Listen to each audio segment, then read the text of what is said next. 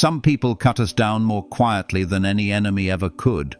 They don't strike with swords or insults, but with constant distraction, hidden envy, and the slow erosion of our peace. Marcus Aurelius warned against such companions because they pull us away from what truly matters: the discipline of our own mind, the pursuit of virtue, the strength to remain calm in a world of chaos. The danger is subtle. You may not notice it until your energy is drained, your thoughts are scattered, and your sense of self is weaker than before. But how do you know who they are? What signs reveal that it's time to step back or even cut ties completely? The answer lies in 12 timeless truths drawn from the wisdom of one of history's greatest Stoic philosophers. The first sign Marcus Aurelius would warn us about is the presence of people who constantly distract us from what truly matters. Life is short, he reminded himself again and again, and our most valuable possession is not gold or power, but time. Every hour wasted in trivial talk or fruitless pursuits is an hour we can never recover. A friend who continually pulls you into gossip, endless complaints, or shallow entertainments might not appear dangerous on the surface.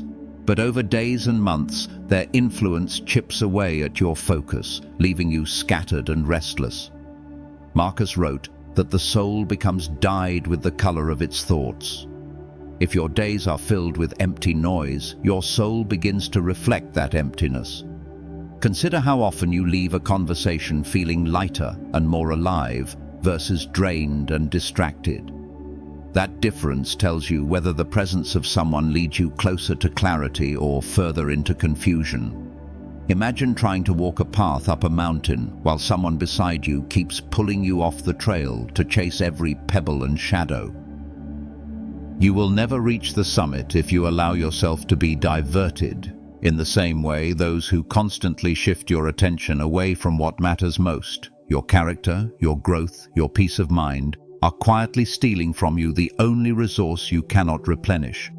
To Marcus, guarding your time meant guarding your very life.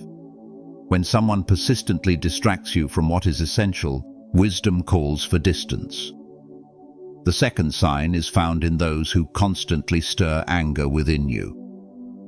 Marcus Aurelius believed that anger is a form of temporary madness, a fire that consumes the one who carries it more than the one who sparked it. He reminded himself that it is not what others do that harms us most, but how we choose to respond. If you find yourself frequently in the company of someone who provokes irritation, who makes you clench your teeth or burn with resentment, then your peace is already being chipped away. Think of the toll this takes over time. A single spark of anger may fade quickly, but repeated exposure to conflict, mockery, or provocation hardens into habit. Your thoughts become shaped by frustration, your body tense, your nights restless. Marcus urged himself to remember that the wrongdoer acts out of ignorance, that they too are a part of nature following their own impulses. But he also understood that wisdom does not demand you remain close to such people. If you were tending a fire to keep yourself warm, would you invite someone who keeps tossing water on it, forcing you to start over again and again? In the same way, why give constant access to someone who extinguishes your calm with every word or gesture? It is not cruelty to step back, it is preservation. Marcus taught that our task is to live in harmony with reason, and that cannot be done if our days are filled with rage. When another person becomes a mirror that only reflects anger, it may be time to walk away before their presence distorts your own character. The third sign is when someone openly scorns virtue. Marcus Aurelius held virtue as the only true good. Wisdom, courage, justice, and temperance were the pillars of a life worth living. Everything else, from wealth to reputation, was secondary. Yet not everyone shares this view. There are those who laugh at discipline, who sneer at honesty, who treat self-restraint as weakness and indulgence as freedom. Their way of life runs contrary to the path of the Stoic, and spending too much time in their company risks bending your own compass. Marcus reminded himself that people act according to what they believe is good. If they chase pleasure, power, or deceit, it is because they cannot see beyond them. But just because their eyes are closed does not mean you must walk in darkness too. The danger comes when their ridicule begins to seep into your mind. Slowly you may start to doubt your own choices, questioning whether simplicity is foolish, whether integrity is naive.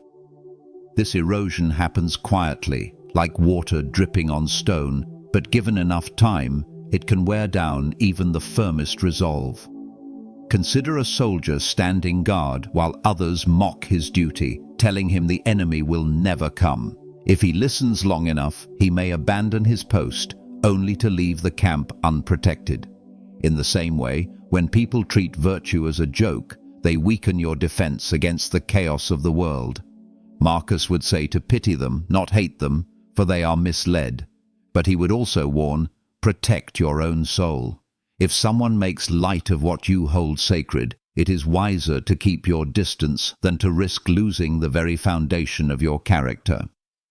The fourth sign is found in people who drain your energy without ever giving anything in return. Marcus Aurelius taught that our time and attention are the most precious things we own. Once spent, they cannot be restored. Yet some relationships are built only on one side, giving, and the other side taking. You may know the kind of person who appears only when in need, who expects your listening ear, your help, your resources, but disappears when the weight shifts in your direction. At first, you may feel compassion or duty, but over time you begin to notice the imbalance. Marcus wrote that we should act with justice and kindness, but he also warned not to let others consume the life within us. Helping others is noble, but becoming a vessel constantly emptied is not. The Stoic path is not one of endless sacrifice to those who refuse to stand on their own, but of measured generosity guided by reason. Think of yourself as a lamp. Your light can brighten a dark room, but only if you keep the oil filled. If someone continually draws from your flame without ever helping to replenish the oil, eventually both of you are left in darkness. Aurelius might advise gratitude for the chance to serve, but he would also caution against becoming enslaved to another's demands. True friendship is mutual. It strengthens both souls.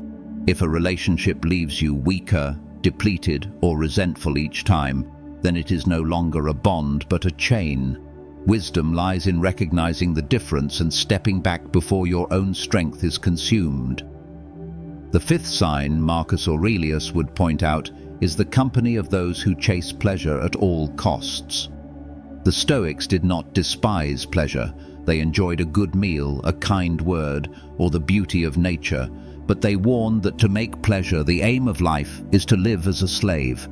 Marcus reminded himself that the happiness of your life depends upon the quality of your thoughts, not the abundance of your pleasures. A person who lives only to satisfy appetite is like a ship tossed on the waves, always chasing the next harbor, never content to rest at sea. Such people may entice you to join them, to indulge without restraint, to abandon moderation in favor of excess. At first, it feels harmless, even exciting. But soon you notice the toll: mornings wasted in recovery, money squandered, energy scattered, and virtue weakened. What begins as occasional indulgence can harden into habit, and habit shapes destiny. Marcus believed the soul should aim upward, toward reason and virtue, not downward into endless appetite. Imagine walking through a marketplace where sellers cry out for your attention, each offering something sweeter or more dazzling than the last. If you stop at every stall, you will never leave the market. In the same way, if your companions are always luring you toward the next pleasure, your journey toward wisdom will stall. The danger is not pleasure itself, but its throne in your life. If someone urges you to live as though comfort and indulgence are all that matter, Aurelius would advise you to step back. To follow them is to trade freedom for chains of desire. The sixth sign lies in those who fear death, change, or truth so deeply that they refuse to face reality. Marcus Aurelius wrote again and again that death is natural, that change is the law of the universe, and that truth must be embraced no matter how uncomfortable. Yet some people live as though these realities can be avoided. They deny the passing of time, cling desperately to what is fading, and resist every shift life demands. Their fear becomes contagious, spreading to anyone who stands too close. When you walk with someone who trembles at the thought of loss or change, you may find yourself pulled into the same anxious resistance. Instead of meeting challenges with courage, you begin to absorb their dread. Marcus warned that this is a waste of life, because to fear what is inevitable is to fight against nature itself. He urged himself to accept each moment as it comes, to meet death not with horror, but with calm understanding. Think of standing in a river while another clutches the bank, screaming at the current. If you hold their hand too tightly, they will drag you down with them. But if you stand firm, letting the current flow as it must, you will see that change is not your enemy, but your path forward. Those who live in constant denial of reality are not yet ready to walk the Stoic path. Their fear can keep you from living fully, here and now. Marcus would counsel compassion toward them, but also distance, for your own peace depends on learning to embrace truth rather than hide from it. The seventh sign is the presence of envy and resentment when you grow. Marcus Aurelius knew that the progress of one person does not diminish another. To the Stoics, the universe is vast, and there is more than enough room for each soul to flourish. Yet not everyone sees it this way. Some people shrink when you rise. Instead of celebrating your growth, they brood in silence or find subtle ways to undermine it. They might disguise their envy with sarcasm or with faint praise that carries hidden bitterness. Over time, their resentment seeps into the relationship, turning joy into tension. Marcus reminded himself that envy poisons the soul because it is born from the belief that another's gain is one's own loss. This is a false view of life. True friends rejoice in each other's progress, just as a healthy body celebrates when one limb grows stronger. But when someone close to you resists your growth, they are not merely withholding support, they are pulling you backward. Picture climbing a hill with someone beside you. Instead of offering a hand to help you up, they tug at your sleeve, urging you to slow down or stop. If you listen long enough, you may find yourself standing still, caught between your potential and their discomfort. Marcus would say that such people are to be pitied, for their suffering comes from within. But he would also remind you that your duty is to keep moving forward. Envy is not a burden you are meant to carry. If another person cannot walk beside you without resentment, it is wiser to part ways than to surrender your path of growth. The eighth sign is revealed in those who obsess over control and power. Marcus Aurelius lived as an emperor, surrounded by men who schemed for influence, yet he constantly reminded himself that true strength lies not in ruling others, but in ruling oneself. A person who seeks to dominate, to manipulate, or to bend everyone around them to their will is not a companion, but a master in disguise. Their presence erodes your freedom, because every choice becomes measured against their approval or disapproval. Such people often appear confident, but in truth they are driven by fear. Fear of losing influence, fear of being exposed, fear of admitting they cannot govern themselves. Marcus urged himself to see through the mask of power, to remember that even the most commanding general is just a human, soon to turn to dust like the rest. Why then should you surrender your peace to someone who cannot even command their own desires?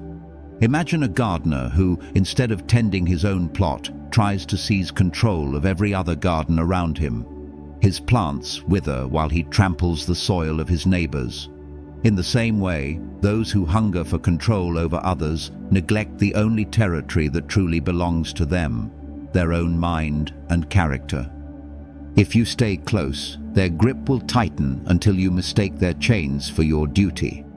Marcus would counsel you to be courteous, to avoid hatred, but also to stand firm. Companionship must be built on respect, not domination. If another person cannot meet you as an equal, it is better to walk alone than to live under the shadow of their control. The ninth sign appears in those who refuse to take responsibility for their lives. Marcus Aurelius reminded himself that the mind is sovereign, that no one can rob us of our power to choose how we respond. Yet some people build their entire existence on blame. Every failure is someone else's fault. Every disappointment the work of fate, society, or another person. They move through life as if they are passengers with no control of the wheel, demanding sympathy while rejecting accountability. Being close to such people can quietly change the way you see your own life. At first, you may comfort them, offering solutions or encouragement, but over time, their pattern seeps into your own thinking. You begin to feel weighed down by their helplessness, tempted to see yourself as equally powerless. Marcus knew this was poison to the soul. To live as a Stoic is to accept that we cannot command every event, but we can always command our attitude toward it. Responsibility is the root of freedom. Without it, a person drifts like a boat with no oar, carried wherever the current leads. Imagine trying to march with a companion who insists on sitting down at every mile, complaining that the road is too steep or the weather too cruel. If you continue to wait for them, you will never reach your destination. Compassion has its place, but so does clarity. Marcus would not encourage cruelty toward such people, but he would advise distance, for their refusal to rise can keep you from walking at all. To stay too close is to adopt their weakness as your own. The wise path is to carry your own responsibility and let others learn to carry theirs. The 10th sign is the presence of those who lie without shame. Marcus Aurelius placed truth at the center of his philosophy, for to live in harmony with reason and nature is to live in truth. A lie, no matter how small, fractures that harmony. It distorts reality, poisons trust, and makes genuine connection impossible. If you cannot rely on a person's word, then every interaction with them becomes uncertain, shadowed by doubt. Over time, this corrodes both confidence and peace. Marcus often reminded himself that what matters is not appearances, but what is real. A dishonest person reverses this order. They polish the surface while letting the foundation rot. They may speak smoothly, charm with false promises, or cover their faults with clever excuses. But to the Stoic, deception is weakness, not strength. It shows a soul afraid of reality, unwilling to face the world as it is. Imagine a map that deliberately misleads you, drawing rivers where there are deserts and paths where there are cliffs. No matter how beautiful the map looks, it cannot guide you safely. A liar functions in the same way, offering words that look like guidance but lead only to harm. If you travel with such a person long enough, you will find yourself lost, not because you lacked strength, but because you trusted a false direction. Marcus would say to avoid hatred, for liars act from ignorance, yet he would also insist on guarding your own mind. If a person chooses deceit as their way of life, their presence will entangle you in illusions. To preserve clarity, one must sometimes walk away. Truth cannot grow in soil watered by lies. The 11th sign is revealed in those who worship wealth and status as if they were the highest goods. Marcus Aurelius lived surrounded by riches, titles, and praise, yet he saw clearly how fleeting they were. Gold gathers dust, reputations fade with time, and the applause of the crowd shifts from one name to the next. He reminded himself that fame is noise and wealth is borrowed, soon to pass into the hands of others. What endures is character. Those who chase luxury and recognition may appear successful, but their souls are restless. They measure their worth by possessions and by how loudly the world applauds. In their company, you may feel drawn to do the same, to compare, to compete, to crave what you do not need. Slowly, your attention drifts from virtue to vanity. Instead of strengthening your mind, you begin to polish your image. Marcus warned that this is a dangerous trade, for the pursuit of status distracts from the pursuit of wisdom. Picture a man building a house of glass, decorating it with jewels so that all who pass admire its brilliance. Yet a single storm can shatter it to pieces. In contrast, a modest house built on stone endures through the years. When someone makes status their god, they are building in glass.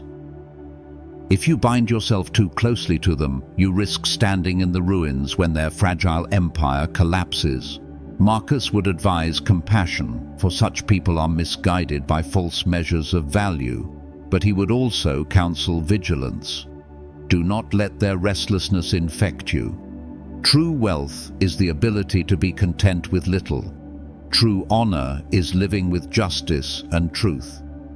If another person tempts you to forget this, it is better to step aside and walk in simplicity than to join them in endless pursuit. The 12th sign is found in those who refuse to grow. Marcus Aurelius held himself to constant self-examination, writing nightly in his meditations to measure his actions against virtue. To him, life was a school, and every day an opportunity to learn, yet some people close their minds to growth. They cling to old habits, resist correction, and treat reflection as unnecessary. Instead of humbly admitting faults and striving to improve, they excuse themselves with pride or stubbornness. At first, their refusal may seem harmless, but when you spend enough time with someone who will not grow, you begin to feel the weight of their stagnation. Their presence resists your own progress, like an anchor dragging behind a ship. They may dismiss your efforts at discipline, mock your desire for improvement, or try to lure you back into old ways. Marcus warned that the company you keep shapes your own soul. To walk with those who remain still is to risk standing still yourself. Think of a garden. One plant thrives because it is watered and tended each day. Another shrivels because it is neglected. If you place them side by side, the dying plant does not learn from the flourishing one. Instead, it can spread disease, harming the healthy. So too with people, those who refuse growth can dampen the spirit of those around them. Marcus would remind you to pity them, for their blindness harms themselves most. But he would also urge you to protect your path. The pursuit of wisdom requires companions who share in the struggle, who encourage virtue and discipline. If someone rejects growth altogether, it is not unkind to create distance. It is an act of loyalty to your own becoming. The 13th sign is the most decisive of all. When someone threatens your inner peace. For Marcus Aurelius, peace of mind was not a luxury, but the very foundation of a virtuous life. He described the soul as a citadel, a fortress no one can enter unless you open the gates. Yet some people, through their words, their habits, or their presence, seem to shake the walls of that fortress again and again.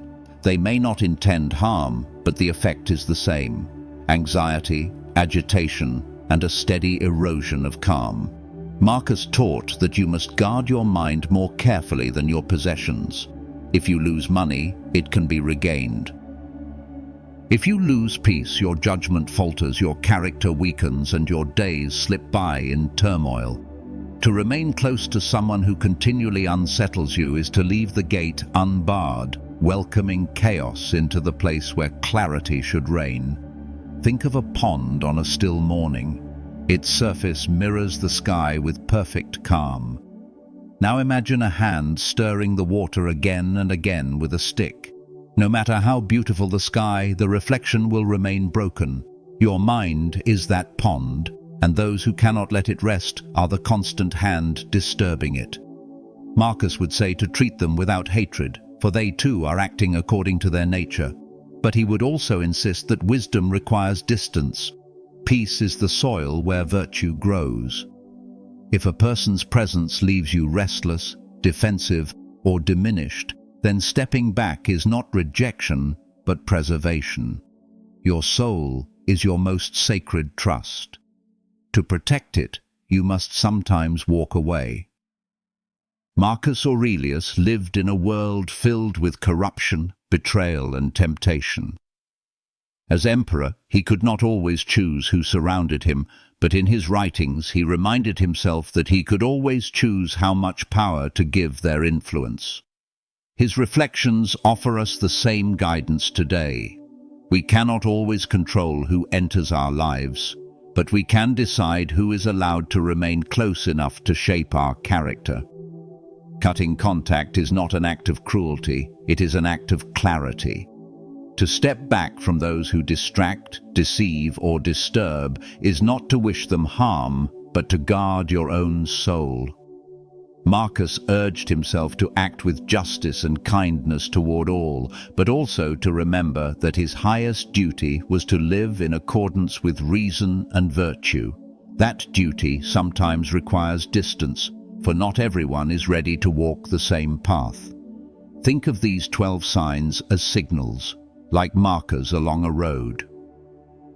When you recognize them in the people around you, it does not mean you must respond with anger or bitterness. Instead, it means you are called to preserve your strength, to protect your peace, and to continue your journey without unnecessary chains. In the end, the measure of your life is not how many people surround you, but how faithfully you guard the fortress of your mind.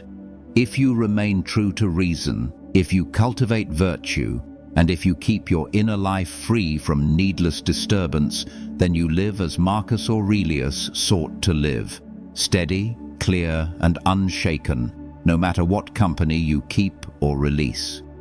If you found value in Marcus Aurelius's wisdom and want to keep strengthening your mind with more Stoic guidance, watch the next video now.